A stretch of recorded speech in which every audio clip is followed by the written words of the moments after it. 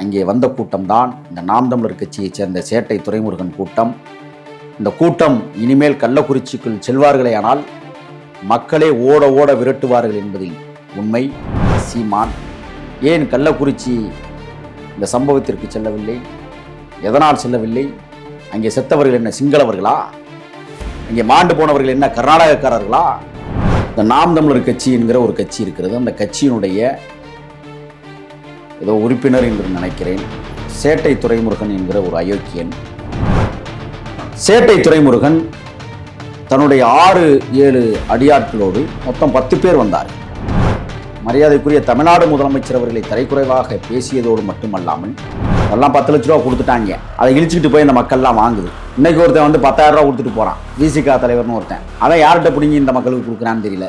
இது போன்ற ஒருமைத்தன்மையோடு பேசியவன் நிலைகுலைந்து போய் நிற்கிற மக்களிடத்தில் போய் ஆணவமாய் 10 லட்சம் வாங்கி விட்டாயா என்று கேட்கிறான். இந்த சம்பவத்தில் திட்டமிட்டு இதை மடைமாற்றம் செய்து கலவரத்தை தூண்டுவதற்காகவே இந்த சேட்டை துரைமுருகன் போன்ற அயோக்கிய கும்பலை எடுபடி சீமான் அவர்கள் அனுப்பியிருப்பதாகவே நாம் கருதுகிறோம். பிரபாகரனுக்கும் உனக்கும் என்ன தொடர்பு இருக்கிறது? இறுதி யுத்தத்தில் கொத்து கொத்தாய் செத்துக் கொண்டிருந்த தமிழ் மக்களுக்கு மருந்து மாத்திரைகள் கொடுத்து அனுப்பினாயா? நான் 11ஆம் வகுப்பு படிக்கிற 1995 புலிகளுக்காக 69 முறை ஈழத்திற்கு பயணமானவன். இறுதி யுத்தம் நடந்து கொண்டிருக்கிற போது குடித்து கும்மாளம் போட்டவர்கள் இவர்கள் என்னை பார்த்து குடிகாரர்கள் என்று சொல்லுகிறார். தேசிய தலைவர் பிரபாகரன், எல்லை காத்த மாவீரர் வீரப்பனாரும் என்னை வழி நடத்தியவர். மெடிக்கல் ரெஃபார்ம் சோத்துக்கு சிங்கி அடிச்சவன் இன்னைக்கு இன்னோவா கார்ல வர விசாரணைக்கு உட்படுத்தப்பட வேண்டும். இவனுக்கு எங்கிருந்து காசு வந்தது? அந்த மாபெரும் மகத்தான நாம் தமிழர் கட்சியினுடைய தலைமை ஒருங்கிணைப்பாளர் அண்ணன் சுபா முத்துக்குமார் கல்லறையை, சொத்துக்கு ஆசைப்பட்டு அந்த கல்லறையை இடித்து தள்ளி அயோக்கியன் இந்த சேட்டை துரைமுருகன். இன்னொன்று சொன்னான், சரிதானே, செத்தது 37 தானே, என்ன சாதம் போலி வேஷம் போட்டுக்கிட்டு தமிழ்நாட்டில் வந்து நாங்கள்லாம் வந்து புலிகள், நாங்கள்லாம் பிரபாகரன் தம்பிகள், பிராடுகள், பித்தலாட்டக்காரர், அயோக்கியர்கள், இண்டாடங்காட்சி மக்களை பிரித்தாளுகிற சூழ்ச்சிக்காரர். எனக்கு அண்மையில் ஒரு தகவல் கிடைத்தது. C-Squareல் இருந்து 1 கோடி ரூபாய் பணம் வாங்கியதாக செய்தி வந்திருக்கிறது. Big bang Tamil BBT.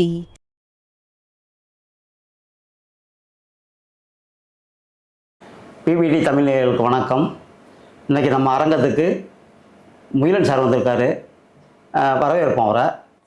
வணக்கம். நேற்று கள்ளக்குறிச்சியில் நாம் தமிழர் கட்சிக்காரங்க உங்களை அடித்தோம்னு சொன்னாங்க. உண்மை நிலவரம் அங்கே என்ன?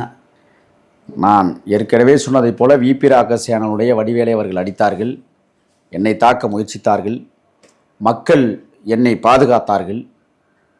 சாட்டை துரைமுருகன் கையை ஓங்கிய போது நாமும் அந்த மக்களை மீறி அடித்தோம். பதிலுக்கு அவர்கள் திருப்பி தாக்குதல் நடத்த தொடங்கினார்கள், மக்கள் தாக்க தொடங்கினார்கள். அவருடைய மகிழுந்து அந்த இடத்துல நின்றது இன்னோவா கார் என்கிற ஒரு கருப்பு கலர் நம்பர் பிளேட் இல்லாத காரை மக்களே அடித்தார்கள். உடனடியாக இங்கிருந்து நீ கிளம்பியோடு, இல்லை என்றால் உன்னை ஓட ஓட விரட்டுவோம் என்று அந்த மக்களை கொதித்தெழுந்து விரட்டிய சம்பவம் தான் நேற்று நடந்தது. இவன் கலவர திட்டத்தோடு தான் வந்தான். நம்மளுடைய நோக்கம் அதுவல்ல. இறந்து கிடக்கிற மக்கள், இன்னும் வருகிற பிணங்கள் எவ்வாறு சூழல் வந்து கொண்டிருக்கிறது, இன்னும் எத்தனை பேர் சாக இருக்கிறார்களோ என்கிற சந்தேகத்தோடு மன குமுறலோடு அங்கே காத்து கொண்டிருந்த நேரத்தில் கலவரத்தை திட்டமிட்டு நடத்துவதற்காகவே அங்கே வந்த கூட்டம்தான் இந்த நாம் தமிழர் கட்சியைச் சேர்ந்த சேட்டை துரைமுருகன் கூட்டம். இந்த கூட்டம் இனிமேல் கள்ளக்குறிச்சிக்குள் செல்வார்களேயானால் மக்களே ஓட ஓட விரட்டுவார்கள் என்பதில் உண்மை. இதுவரை நாம் தமிழர் கட்சியினுடைய ஒருங்கிணைப்பாளர் என்று சொல்லக்கூடிய ஒருவர் சீமான் ஏன் கள்ளக்குறிச்சி இந்த சம்பவத்திற்கு செல்லவில்லை? எதனால் செல்லவில்லை? அங்கே செத்தவர்கள் என்ன சிங்களவர்களா? அங்கே மாண்டு போனவர்கள் என்ன கர்நாடகக்காரர்களா? அண்டாடங்காட்சி சேரி பிள்ளைகள், சேரி மனிதர்கள் செத்திருக்கிறார்கள். இவர்கள் ஏற்கனவே வேங்கவயல் பிரச்சனையில் எவ்வளவு கபட நாடகம் ஆடினான் இந்த சேட்டை துரைமுருகன், சீமான் போன்றவர்களெல்லாம் என்பதை உலகத்திற்கு நன்றாக தெரியும். நாங்குநேரி பிரச்சனையை எப்படி திசை திருப்ப முயற்சித்தான் இந்த சேட்டை துரைமுருகன், சீமான் போன்றவர்கள் என்பது நாட்டுக்கு தெரியும். அதேபோல் இந்த கருணாபுரத்தையும் திசை திருப்புவதற்காக, கள்ளக்குறிச்சி சம்பவத்தை திசை திருப்புவதற்காக தேர்தலை ஒரு யுக்தியாக வைத்துக்கொண்டு விக்கிரவாண்டியில் வென்றே தீர வேண்டும், அதற்கு ஒரு கலவரத்தை உருவாக்க வேண்டும் என்று களவாணி கூட்டுகளாக இன்றைக்கு நாம் தமிழர் கட்சி, பாட்டாளி மக்கள் கட்சி போன்ற கட்சிகளெல்லாம் ஒன்றிணைந்து மற்ற கட்சியை வீழ்த்துவதற்கு கைகோர்த்து நிற்கிற காட்சிதான் நேற்று கலவரத்தை தொடங்கியிருக்கிறார்கள். தமிழ்நாடு அரசு உன்னிப்பாக கவனிக்க வேண்டும். இதுபோன்ற குண்டாந்தடியர்களை உடனடியாக குண்டர் சட்டத்தில் கைது செய்து விக்கிரவாண்டி தேர்தலை வெற்றிகரமாக நடத்தி முடிக்க ஆவண செய்ய வேண்டும். தேர்தல் கமிஷன் உஷாராக இருக்க வேண்டும். ஏனென்றால் இவர்கள் கலவரத்தை திட்டமிட்டு உருவாக்கி விக்கிரவாண்டி தேர்தலை நடைபெறாமல் ஆக்கி இந்த அரசு மீது ஒரு காழ்ப்புணர்ச்சியை உருவாக்கி இந்த அரசை கவிழ்க்க வேண்டும் என்ற இருமாப்போடு எதிர்க்கட்சிகள் செயலாற்றி வருவதைத்தான் நாம் பார்க்கிறோம். நேற்றைய தினம் அந்த கள்ளக்குறிச்சி மண்ணில் அனைத்து கட்சி தலைவர்களும் இதுவரை வந்திருக்கிறார்கள். அவரவர் வந்து ஆறுதல் சொல்லுகிறார்கள், பேசுகிறார்கள். நேற்றைய தினம் அன்புமணி வந்திருந்தார், நான் நேரிலே பார்த்தேன். அதற்கு முந்த நாள் எடப்பாடியார் வந்தார், பார்த்தோம். எந்த ஆட்சியில் சாராயம் ஓடவில்லை? எல்லா ஆட்சியிலும் சாராயம் ஓடிக்கொண்டுதான் இருக்கிறது. 29 ஆண்டு காலம் அந்த மண்ணிலே சாராயம் வித்திருக்கிறார்கள். வித்தவர் ஒரு நாள் கூட குடித்ததில்லை என்கிற ஒப்புதல் வாக்குமூலத்தை இன்றைக்கு அளித்திருக்கிறார். கேரளாவில் இருந்து கொண்டு வரப்பட்ட எத்தனால் மெத்தனால் போன்ற அந்த பொருட்களை யார் விற்பனை செய்தார்கள் என்கிற கோணத்தில் இன்றைக்கு சிபிசிஐடி விசாரணை செய்து கொண்டிருக்கிறது. இன்னொன்றையும் குறிப்பாக சொல்ல விரும்புகிறேன். கனியாமூர் பள்ளி ஸ்ரீமதி மரணத்தில் அந்த மரணம் எவ்வாறு நிகழ்ந்தது என்பதை விசாரணை அதிகாரியாக தமிழ்நாடு அரசு நியமித்த கோமதியை இந்த கள்ளச்சாராய வழக்கிலும் நியமித்திருக்கிறது தமிழ்நாடு அரசு. உடனடியாக அந்த அம்மாவை அப்புறப்படுத்தப்பட வேண்டும். அவர் சிறந்த நிர்வாகி இல்லை, முறையாக விசாரணை நடத்த மாட்டார். ஏனென்றால் கனியாமூர் பள்ளி ஸ்ரீமதி மரண வழக்கில் கைபேசி இலக்க எண்கள் 11 எண்களை கொண்ட இலக்க எண்களோடு இவர் தொடர்பு கொண்டதாக குற்றநகல் அறிக்கையிலே இருக்கிறது. 29 சிசிடிவி கேமராக்கள் பதிவாகவே இல்லை, செயலற்று போய் கிடந்தது. ஆனால் அந்த 29 சிசிடிவி கேமராக்களிலும் பதிவுகள் இருந்த உண்மை என்று அதில் இருந்தவற்றை பொய்யாக எழுதி 2360 பக்கம் கொண்ட குற்றநகல் அறிக்கையை இந்த கோமதி தான் ஒப்படைத்தார். கோமதி ஒரு பித்தலாட்டக்காரர், பொய்க்காரர், நேர்மையான அதிகாரி இல்லை. ஆனால் ஆளும் அரசாங்கத்திற்கு ஆதரவாக அவர்கள் சொல்கிறபடி நடக்கிற அதிகாரியாக இருப்பதால் அவரை இந்த தமிழ்நாடு அரசு நியமித்திருக்கிறது என்கிற சந்தேகம் வலுக்கிறது. ஆகையால் கள்ளச்சாராய மரணத்தில் காவல்துறை வாங்கிய கையூட்டை தோலுரிப்பார்களா இந்த கோமதி போன்றவர்கள் என்கிற கேள்வி இருக்கிறது. வருவாய்த்துறை, உள்ளாட்சித்துறை நிர்வாகிகளுக்கு லஞ்சம் லாவணியம் கொடுக்கப்பட்டிருக்கிறது. இதெல்லாம் உலகத்திற்கு சொல்லுவாரா கோமதி என்கிற சந்தேகம் இருக்கிறது. தமிழ்நாடு அரசு உடனடியாக கோமதியை நீக்கிவிட்டு நேர்மையான, உண்மையான, அப்பழுக்கற்ற, உறுதியான ஒரு அதிகாரியை நியமித்து உண்மைத்தன்மையை உலகத்திற்கு சொல்ல வேண்டும் என்பதுதான் நம்மளுடைய விருப்பமாக இருக்கிறது. சாட்டை திருமுருகன் வந்து சேட்டை துறைமுருகன் சொல்கிறீங்களே, அது எதுக்காக? நிறைய சம்பவங்கள் இருக்கிறது. அப்படி என்ன பண்ணிட்டார் அவர்? இவன் மெடிக்கல் ரெஃபாக இருந்தவன், சோத்துக்கு சிங்கி அடித்தவன், இன்னைக்கு இன்னோவா காரில் வர விசாரணைக்கு உட்படுத்தப்பட வேண்டும். இவனுக்கு எங்கிருந்து காசு வந்தது? எனக்கு அண்மையில் ஒரு தகவல் கிடைத்தது. சி ஸ்கொயரில் இருந்து 1 கோடி ரூபாய் பணம் வாங்கியதாக செய்தி வந்திருக்கிறது. முதலில் இவன் யார் என்னை குடிகாரன் என்று சொல்லுவதற்கு? வெள்ளிக்கிழமை இரவு இங்கிருந்து மகிழுந்திலே கிளம்பி பாண்டிச்சேரியிலே போய் பாண்டிச்சேரி சரக்கை அடித்து விட்டு ஞாயிற்றுக்கிழமை இரவு அதிகாலை 2 மணிக்கு வரக்கூடிய கூட்டம் தான் நீயும் உன் தலைவன் கூட்டமும். எனக்கு தெரியும், நான் கூட இருந்து பார்த்தவன். என்னை பார்த்து இவன் குடிகாரன் என்று சொல்லுகிறான். அடா குடிகார பயலா! இன்னொன்றையும் சொல்ல கடமைப்பட்டிருக்கிறேன்.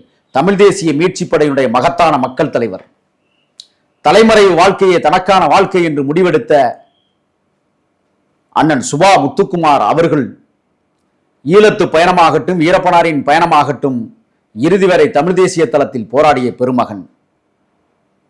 அந்த பெருமகன் புதுக்கோட்டையிலிருந்து பட்டுக்கோட்டை செல்லுகிற வழியில் வடகாடு என்கிற கிராமத்தில் திராவிடர் கழக தலைவராக இருந்த கரு காளிமுத்து அவர்களுடைய 2வது மகளை திருமணம் செய்தார். ஓராண்டு காலம் முடிவதற்குள் அந்த ஒப்பற்ற தலைவர், நாம் தமிழர் கட்சியை உருவாக்கிய பேராற்றல் மிகுந்த பெரும் தலைவர் அண்ணன் சுபா முத்துக்குமார் அவர்கள் புதுக்கோட்டை கீழராஜ வீதியில் படுகொலை செய்யப்படுகிறார். சில கயவர்களால் கட்டிய மனைவி விதவையாக்கப்படுகிறது. அந்த தங்கையை எடுத்து வளர்த்தவர்கள், நடக்க பழகியவர்கள், அறிவுரை சொல்லி படிக்க வைத்தவர்கள் நாங்கள். அந்த பிள்ளையை அண்ணன் முத்துக்குமார் திருமணம் செய்ததற்கு பிறகு அண்ணனுடைய மனைவி என்று நாங்கள் உயர பார்த்து மரியாதை செலுத்தினோம். விதவையாக்கப்பட்டதற்கு பிறகு இந்த சாட்டை துரைமுருகன் அந்த பெண்ணை தான் போய் திருமணம் செய்தான். இதை நான் பல வலைவலித்தளத்தில் பேசியிருக்கிறேன். ஏன் பேசினேன் என்றால், அவருடைய குடும்பத்தை நான் பேசுவதற்கு தகுதியற்றவன். குடும்பத்தை விமர்சனம் செய்வது தவறு. ஆனால் எங்கே பேசியிருக்கிறேன் என்றால், தமிழ் தேசிய தளத்தில் போராடிய மகத்தான மாபெரும் தலைவன் நாம் தமிழர் கட்சியின் தலைமை ஒருங்கிணைப்பாளர் அண்ணன் சுபா முத்துக்குமார் அவர்கள் வடகாடு கரு காளிமுத்து அவர்களுடைய சொந்த இடத்தில் மெயின் முக்கிய சாலையிலேயே ஒரு ஓரமாக கல்லறை கட்டுவதற்காக புதைக்கப்படுகிறார், விதைக்கப்படுகிறார். ஆண்டுதோறும் பிப்ரவரி 11 அவருடைய நினைவு நாளின் போது ஆயிரக்கணக்கான இளைஞர்கள் வந்து அந்த கல்லறையிலே அஞ்சலி செலுத்துவது வழக்கமாக இருந்தது. இந்த சேட்டை துரைமுருகன் அந்த பெண்ணை திருமணம் செய்ததற்கு பிறகு அந்த கல்லறையை உடைத்து நொறுக்கிவிட்டு அந்த சொத்துக்களை அபகரிப்பதற்காக திட்டமிட்டு இன்றைக்கு அபகரித்து வைத்திருக்கிறான். அந்த மாபெரும் மகத்தான நாம் தமிழர் கட்சியினுடைய தலைமை ஒருங்கிணைப்பாளர் அண்ணன் சுபா முத்துக்குமார் கல்லறையை, சொத்துக்கு ஆசைப்பட்டு அந்த கல்லறையை இடித்து தள்ளி அயோக்கியன் இந்த சேட்டை துரைமுருகன். புதுக்கோட்டை மேட்டுப்பட்டி அருகே அடுக்குமாடி வணிக நிறுவனம் ஒன்று இருக்கிறது. அதற்கு பேர் விடுதலை வணிக வளாகம். அந்த விடுதலை வணிக வளாகம் அந்த கரு காளிமுத்தினுடைய கட்டடம். அதிலே வர்ற வருமானத்தை கையகப்படுத்துவதற்காகவும் தான் அந்த பெண்ணை இவன் திருமணம் செய்தான். அவருடைய சொத்துக்களை ஆட்டையை போடுவதற்கு திருமணம் செய்தான். நாங்கள் பதறினோம். அவன் ஒரு குடிகாரனாக இருக்கிறான், மெடிக்கல் ரெஃப் என்று சொல்லி ஏமாற்றுகிறான், அவன் சரியான பிழைப்புவாதி, அவனிடத்தில் இந்த பெண்ணை கொடுக்காதீர்கள் என்று நாங்கள் சொன்னோம். மீறி திருமணம் செய்து கொடுத்தார்கள். அதற்கான தண்டனை இன்றைக்கு கரு காளிமுத்து அவர்கள் அனுபவித்துக் கொண்டிருப்பதாக நான் அறிந்தேன். கல்லறையை அந்த இடித்த கோபத்தில் தான் பல வலையெழுத்தளங்களில் இவனை பற்றி நான் பேசினேன். அதற்கு பிறகு பாரதிய ஜனதா கட்சியைச் சேர்ந்த திருச்சி சூர்யா அவர்களெல்லாம் நான் பேசிய கருத்திலிருந்து எடுத்து பேசியதாக பிறகு சொன்னார்கள். அது எமக்கு அவசியம் இல்லை. இந்த சேட்டை துரைமுருகன் இன்றைக்கு நாம் தமிழர் கட்சியில் இணைந்து கொண்டு தன்னை அடையாளப்படுத்தி கொண்டு தமிழ் தேசிய போராளி போல் நடித்து கொண்டு பிரபாகரனுக்கு நாங்கள் தான் உண்மையான தம்பிகள் என்று பொய்முகத்தோடு தமிழ்நாட்டில் உலாவி வருகிற கொடூர முகங்கள் தான் இந்த சேட்டை துரைமுருகனின் முகங்கள். அதற்கு சீமான் என்கிற மோசமான முகமும் பின்னணியில் இருக்கிறது என்பதை நான் பறைசாற்ற கடமைப்பட்டிருக்கிறேன். ஆக ஒரு தமிழ் தேசிய போராளியாக இருந்த அண்ணன் சுபா முத்துக்குமாரை இன்றைக்கு மறந்த மர்மம் என்ன என்று நான் பல வலையொலித்தளத்தில் பேசிய விளைவுதான் இன்றைக்கு கள்ளக்குறிச்சியில் கண்ணீர் ததும்பன் இருக்கிற அந்த மக்களிடத்திலே கலவரத்தை உருவாக்க வேண்டும் என்கிற திட்டத்தோடு கல்லறைகளின் மீதே அவன் கலவரத்தை உருவாக்க நினைத்தவன், பிணத்தின் மீது பணத்தை பார்க்க வந்தவன், இன்றைக்கு எம்மையெல்லாம் பார்த்து அவன் அடிப்பதற்கும் எம்மை ஏசுவதற்கும் பேசுவதற்கும் திரிகிறான் என்றால் எல்லா தலைவர்களையும் கொச்சைப்படுத்தி பேசுகிற தன்மை. இன்னொன்று சொன்னான், எல்லாம் சரிதானே, செத்தது 37 தானே, இன்னும் சாகட்டும்டா. இது போன்ற கயவர்கள் தான் இன்றைக்கு கள்ளக்குறிச்சியில் கலவரத்தை திட்டமிட்டு நடத்தி கள்ளச்சாராயத்தால் மாண்டு போன அந்த மகத்தான மாமனிதர்கள், அந்த மண்ணை பக்குவப்படுத்தியவர்களை மடைமாற்றம் செய்து தேர்தலுக்காகவே திசை திருப்புகிற வேலையை இந்த சேட்டை துரைமுருகன் கள்ளக்குறிச்சியிலே நடத்தி வந்திருக்கிறான் என்பதுதான் நேற்று நடந்த அந்த தாக்குதல் விஷயங்கள். நாங்கள் அடித்தோம், திருப்பியும் அடிப்போம். நேர்மை இல்ல நெஞ்சுரத்தோடு தனி ஒருவனாக நேருக்கு நேராக நின்று பார். நீ பிரபாகரன் தம்பியா, நாங்கள் உண்மையான பிரபாகரன் தம்பியா என்பது உணர்த்துவோம். போலி வேஷம் போட்டுக்கிட்டு தமிழ்நாட்டில் வந்து நாங்கள்லாம் வந்து புலிகள், நாங்கள்லாம் பிரபாகரன் தம்பிகள், பிராடுகள், பித்தலாட்டக்காரர்கள், அயோக்கியர்கள், அன்றாடங்காட்சி மக்களை பிரித்தாளுகிற சூழ்ச்சிக்காரர்கள், சாதி ஒளிந்தால்தான் தமிழ் தேசியம் மலரும் என்கிற தத்துவத்தை ஏற்க மறுத்தவர்கள் எல்லாம் இன்றைக்கு தமிழ் தேசியம் பேசிக்கொண்டு தமிழ்நாட்டில் உலாவுகிற அவலச்சூழல் ஏற்பட்டிருக்கிறது என்றால் இதைவிட தமிழ் தேசிய களத்திற்கு என்ன கேவலம்! ஒழிக்கப்பட வேண்டும், ஒழித்தே காட்டுவோம். நீங்கள் அவருடைய வலைவலித்தளத்தை போய் பார்த்தீர்களேயானால், யாராக இருக்கட்டும், தமிழ்நாடு முதலமைச்சர் மரியாதைக்குரியவர், மக்களால் தேர்ந்தெடுக்கப்பட்டிருக்கிற ஒரு மகத்தான தலைவர். நம்மளுக்கு அவரிடம் முரண்பாடு இருக்கிறது. திராவிட இயக்கத்திற்கும் எமக்கும் முரண்பாடு இருக்கிறது. திராவிட முன்னேற்ற கழகத்துக்கும் நமக்கு முரண்பாடு இருக்கிறது. ஆனால் மக்களால் தேர்ந்தெடுக்கப்பட்டிருக்கிற ஒரு முதலமைச்சரை அவன் இவன் என்று அயோக்கியத்தனமாக பேசுவதும், கலைஞர் கருணாநிதி அவர்கள் நம்மிடத்திலே முரண்பட்டு நிற்கிறார். ஈழத்து பிரச்சனையில் முரண்கள் இருக்கிறது.